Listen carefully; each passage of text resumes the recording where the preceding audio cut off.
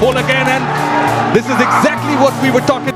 এবার যেন বাংলাদেশের ওপেনিং পজিশন থেকে এমনকি বাংলাদেশের অধিনায়কত্ব থেকে বাদ একেবারে নাজমুল হাসান শান্তর মতো বাজে অধিনায়ক, তার পরিবর্তে যেন বাংলাদেশের অধিনায়ক হয়ে আছে বাংলাদেশের হার্ড হিটার ব্যাটসম্যান এমনকি অভিজ্ঞ ক্যাপ্টেন তামিম ইকবাল।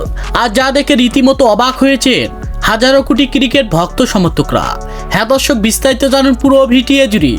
এবার যেন দেখা গিয়েছে 2025 সালের চ্যাম্পিয়ন ট্রফি ম্যাচে মনে বড় আশা নিয়ে মাঠে নেমেছিল বাংলাদেশের মতো শক্তিশালী দল, আর মাঠে নেমে যেন ভারতের বিপক্ষে একেবারে ওপেনিং পজিশনের ব্যর্থতার কারণে ম্যাচ হেরে গিয়েছে তারা। এরপর যেন দেখা গিয়েছে দ্বিতীয় ম্যাচও নিউজিল্যান্ডের বিপক্ষে ওই একই কাহিনী করে ম্যাচ হেরেছে বাংলাদেশের মতো দল। আর এমন ম্যাচ হারার পরে যেন একেবারে রেগে আগুন হয়ে গিয়েছে বাংলাদেশের বিসিবিরা। কারণ হলো যে দেখা গিয়েছে নাজমুল হাসান শান্ত যেন বাংলাদেশের জন্য কিছুই করতে পারেনি তিনি, আর তাই নাজমুল হাসান শান্তর পরিবর্তে বাংলাদেশের অধিনায়ক হয়ে আছে বাংলাদেশের hard hitter batsman Tamim Iqbal. আর যা দেখে রীতিমতো অবাক হয়েছে হাজারো কোটি ক্রিকেট ভক্ত সমর্থকরা।